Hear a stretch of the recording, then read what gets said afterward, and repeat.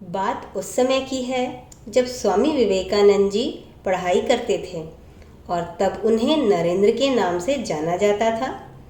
1884 में उनके पिताजी का निधन हो गया। जीवन रूपी नाटक के अभिनय का पट परिवर्तन हो गया। नरेंद्र एक धनी व्यक्ति की संतान थे। वे पढ़ाई लिखाई, गाना बजाना, खेल कूद आदि सभी विषयों में उत्साह से भरे रहते थे और आध्यात्मिक ज्ञान के पिपासा में वृद्धि के साथ साथ उसके संबंध में भी परीक्षण व निरीक्षण किया करते थे।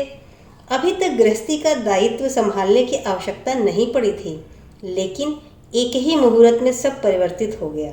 हालांकि विश्वनाथ दत्त प्रचुर अर्थोपार्जन करते थे, लेकिन उनकी मृत्यु के पश्चात देखा गया कि उन्होंने कुछ भी संचय नहीं किया था, ऊपर से उधार भी ले गए थे।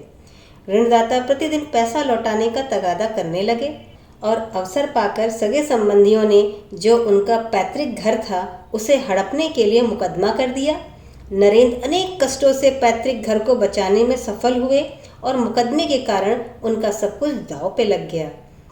माता पिता की ज्येष्ठ संतान होने के कारण परिवार के पालन पोषण का भार नरेंद्र पर था। स्नातक परीक्षा में उत्तीर्ण होने पर उन्होंने वकालत की पढ़ाई शुरू की और साथ में नौकरी भी ढूंढने लगे। कपड़ों में एक मोटा वस्त्र, पैरों में जूता नहीं, कितने ही दिन से पेट में भोजन नहीं। ऐसी अवस्था में वे कक्षा में पढ़ने जाते। मित्रों के द्वारा भोजन के निमंत्रण करने पर घर में भूखी माँ को तड़पती देख और छोटे भाई का स्मरण कर वे उसे अस्वीकार कर देते। सम्मानित दत्त परिवार के लिए किसी दूसरे से सहायता ग्रहण करना असंभव था। उनके मित्र यह सब जानते थे, अतः नरेंद्र का सूखा चेहरा और विपत्ति के बारे में जानकर व्यथित होते हुए भी सहायता के प्रस्ताव का साहस नहीं कर पाते थे। ऐसे कितने दिन बीते जब नरेंद्र ने भूखे रहकर माँ से कहा कि वे मित्र के घर भोजन करके आए हैं। उद्देश्य यह था कि उनके खाना न खाने से घर के अन्य लोगों के हिस्से में अधिक खाना आएगा। विश्वनाथ दत्त के एक धनी मित्र की यह इच्छा थी कि उनकी कन्या के साथ नरेंद्र का विवाह कर दिया जाए और उन्हें विदेश भेज दिया जाए। नरेंद्र स्वयं विवाह के विरोधी थे। श्री रामकृष्ण परमहंस के संपर्क में आने के कारण आजीवन ब्रह्मचर्य पालन की उनकी आकांक्षा और भी बलवती हो गई। अतः पिता की मृत्यु के पश्चात उन्होंने सुनिश्चित किया कि वे विवाह नहीं करेंगे। दुख, कष्ट और दारिद्र्य के साथ निरंतर संग्राम के फलस्वरूप कभी कभी उनका मन ईश्वर से विमुख हो उठता। ऐसा लगता मानो जगत किसी शैतान की सृष्टि हो, नहीं तो यहाँ इतना दुख और यंत्रणा क्यों होती। एक दिन नौकरी के लिए धूप में घूमते घूमते थककर चूर हो किले के मैदान में स्मारक की छाया में बैठ गए। धीरे धीरे एक दो मित्र वहां आ पहुंचे और संभवतः उनको सांत्वना देने के लिए एक मित्र गाना गाने लगा। इतने में नरेंद्र तीव्र क्षोभ में बोले, चुप करो। जिनके माँ भाई को भूख की आग में जलना पड़ता है, जो कभी जानते ही नहीं कि दैन्य अभाव क्या होता है, उनको पंखों की हवा खाते हुए यह सब कल्पना अच्छी लगती होगी। कभी मुझे भी अच्छी लगती थी, लेकिन कठोर सत्य के सामने अब यह सब व्यंग्य प्रतीत होता है। वस्तुतः इस समय कितने दारिद्र्य से उनके दिन कट रहे थे, बाहर के लोगों को उसका थोड़ा बहुत अंदाजा लग पाता था। इतना दुख, कष्ट और दारिद्र्य उनकी सहिष्णु और ईश्वर पर निर्भर करने वाली माँ के लिए भी जैसे असह्य हो उठता था।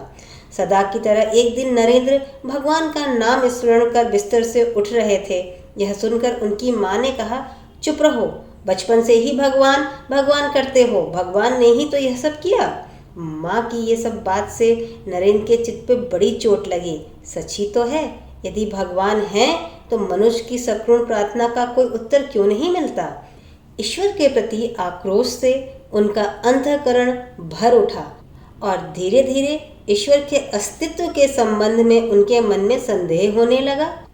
नरेंद्र निष्कपट थे, मन का भाव कभी नहीं छिपाते थे, अतः बेहिचक वे सबके साथ ईश्वर के अस्तित्व के संबंध में संशय प्रकट कर तर्क करने लगे और जल्दी ही यह बात आग की तरह सब तरफ फैलने लगी और श्री रामकृष्ण परमहंस को भी पता चली कि नरेंद्र ईश्वर को नहीं मानते।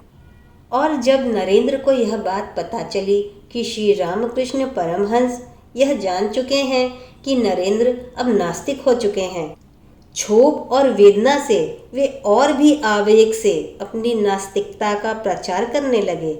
लेकिन श्री रामकृष्ण परमहंस ने नरेंद्र के संबंध में किसी अफवाह पर विश्वास नहीं किया, क्योंकि जगन माता ने उनको दिखा दिया था कि नरेन कभी भी वैसा हो ही नहीं सकते।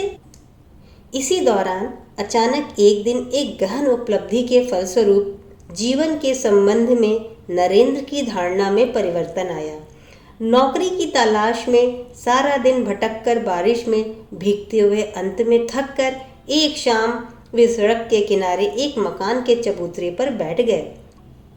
सारे दिन के अनाहार और थकान के कारण उनका शरीर और मन दोनों ही क्लांत थे। तंद्रा की हालात में वे बैठे रहे। हृदय में चिंताओं का प्रबल प्रभाव बहने लगा।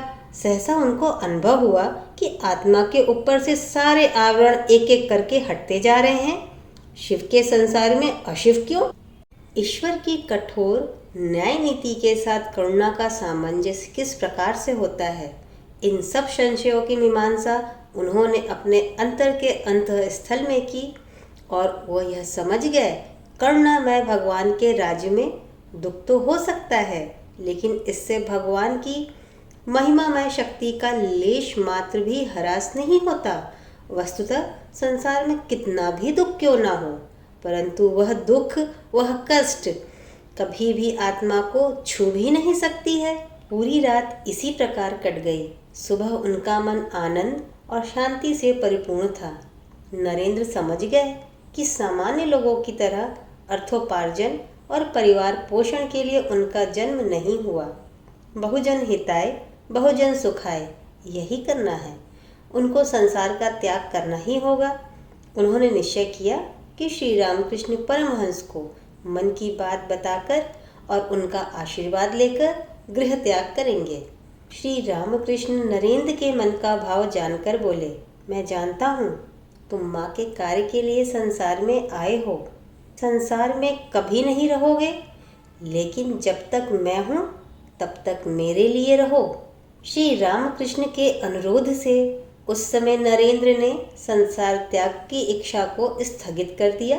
कभी मुख्तार के कार्यालय में काम करके, तो कभी विद्यालय में अध्यापन अथवा कुछ पुस्तकों के अनुवाद से किसी प्रकार सामान्य उपार्जन कर दिन बिताने लगे। संसार का दारिद्र्य उनके कोमल मन प्राण पर कठोर आघात करता। अचानक एक दिन उनको लगा कि माँ काली तो श्री रामकृष्ण की प्रार्थना सुनती हैं। वे यदि उनके लिए माँ से प्रार्थना करें तो शायद उनका दारिद्र्य दूर हो जाए। तत्पश्चात दक्षिणेश्वर जाकर श्री रामकृष्ण से इस विषय में अनुरोध किया।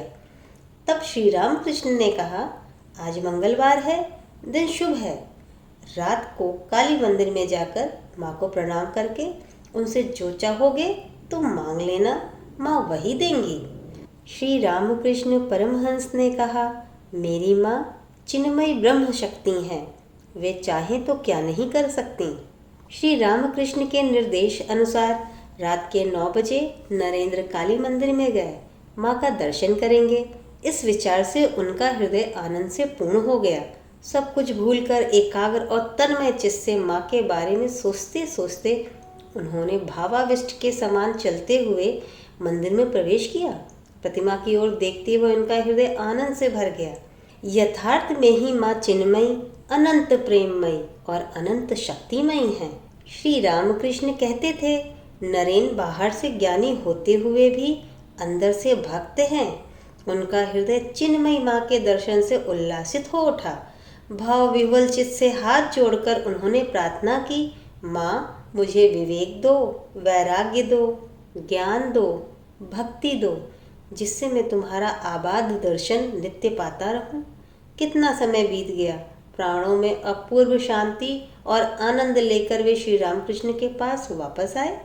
माँ से सांसारिक अभाव दूर करने के लिए प्रार्थना की या नहीं? श्री रामकृष्ण के इस प्रश्न से नरेंद्र चौंक उठे। वे तो उसको बिल्कुल ही भूल गए थे। श्री रामकृष्ण के कहने पर नरेंद्र पुनः मंदिर में गए, किंतु पूर्ववत माँ का दर्शन करते ही पुनः सब भूल गए और बार बार ज्ञान, भक्ति, वैराग्य की प्रार्थना करते हुए वापस आए। नरेंद्र तीसरी बार भी मंदिर गए। इस बार तो उनका हृदय लज्जित हो उठा। जो इच्छा मात्र से सब कुछ दे सकती है, उस अनंत शक्तिमयी से कितनी तुच्छ वस्तु की प्रार्थना करने आया हूँ। ये तो जैसे महिमामय राजा से तुच्छ लौकी कद्दू मांगना हुआ। कैसी निर्बुद्धिता, लज्जा और वितृष्णा से बारंबार प्रणाम करते हुए उन्होंने कहा, माँ, मैं और कुछ नहीं चाहता, केवल ज्ञान, भक्ति दो। बाहर आने के पश्चात उनको लगा श्री रामकृष्ण की इच्छा से ही ऐसा हुआ है, नहीं तो मैं माँ से इतनी आवश्यक बात कहना कैसे भूल गया। अतः उन्होंने श्री रामकृष्ण को जा पकड़ा। उनसे बार बार अनुरोध करने पर अंत में श्री रामकृष्ण ने कहा, अच्छा जाओ, तुम लोगों को मोटे अन्न और वस्त्र का अभाव कभी ना होगा। और ऐसा ही हुआ। नरेंद्र के माँ को स्वीकारने और उनसे प्रार्थना करने पर श्री रामकृष्ण के आनंद की तो सीमा ही न रही। इतने दिनों तक नरेंद्र को ईश्वर की सगुण उपासना में विश्वास नहीं था। मंदिर में माँ का साक्षात्कार करके प्रतिमा और प्रतीक उपासना का संपूर्ण रहस्य जैसे उनके सामने उद्घाटित हो गया। गुरु ने हाथ पकड़कर शिष्य को आध्यात्मिक जीवन की पूर्णता के पथ पर अग्रसर कर दिया। सारी रात नरेंद्र तन्मय हो श्री रामकृष्ण के द्वारा सिखाया भजन गाते रहे, माँ त्वम ही तारा। श्री रामकृष्ण आनंदित हो सबसे कहने लगे, नरेंद्र ने माँ को मान लिया, बहुत अच्छा हुआ। ऐसी ही रोचक जानकारी के लिए कल्याणमस्तु को सब्सक्राइब करें, लाइक का बटन दबाएं, मित्रों के साथ शेयर करें। धन्यवाद।